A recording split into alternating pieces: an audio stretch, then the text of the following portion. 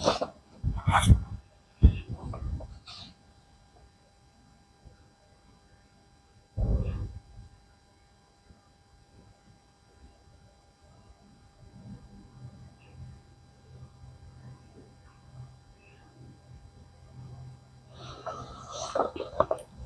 शांति।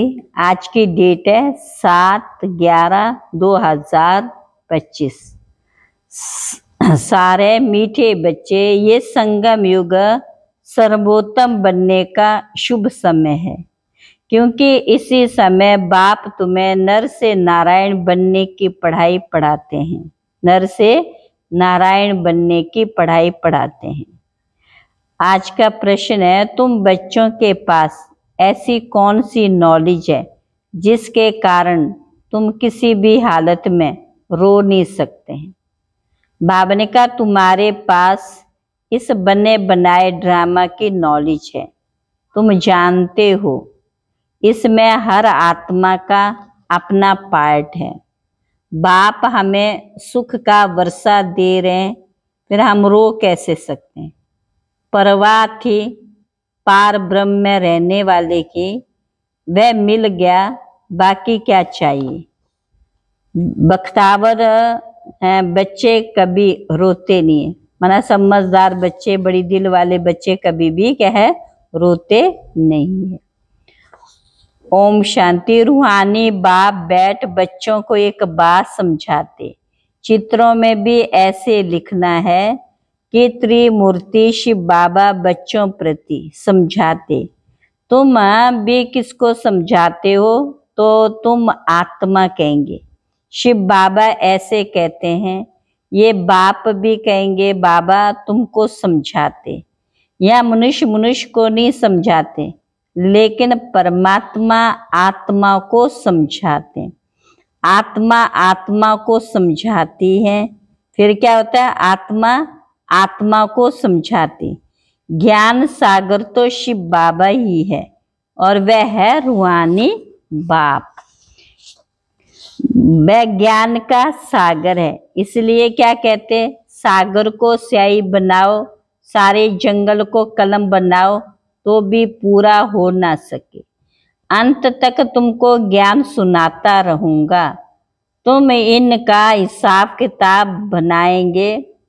तो बाबा का शुरू में भी बाबा सवेरे सवेरे उठकर लिखते थे, फिर मम्मा सुनाती थी, तब से लेकर छपता ही आता। कितने कागज खलास हुए होंगे। गीता तो एक ही इतनी छोटी है, गीता का लॉकेट भी बनाते। गीता का बहुत प्रभाव है, परंतु गीता ज्ञान दाता को भूल गए। गीता ज्ञान दाता को भूल गए। अच्छा, मीठे मीठे सिकिला बच्चों प्रति माता पिता बाप दादा का याद प्यार। Good morning. रूहानी बाप की रूहानी बच्चों को नमस्ते। रूहानी बच्चों की रूहानी बाप दादा को नमस्ते नमस्ते नमस्ते। आज के धारणा के लिए मुख्य सार है। पहली पॉइंट है, ज्ञान तलवारों से विकारों को जीतना है। ज्ञान के संस्कार भरने हैं। पुरानी दुनिया और पुराने शरीर का संन्यास करना है। दूसरी पॉइंट है, भाग्यवान बनने की खुशी में रहना है। किसी भी बात की चिंता नहीं करनी है। कोई शरीर छोड़ देता है तो भी दुख के आंसू नहीं आने चाहिए।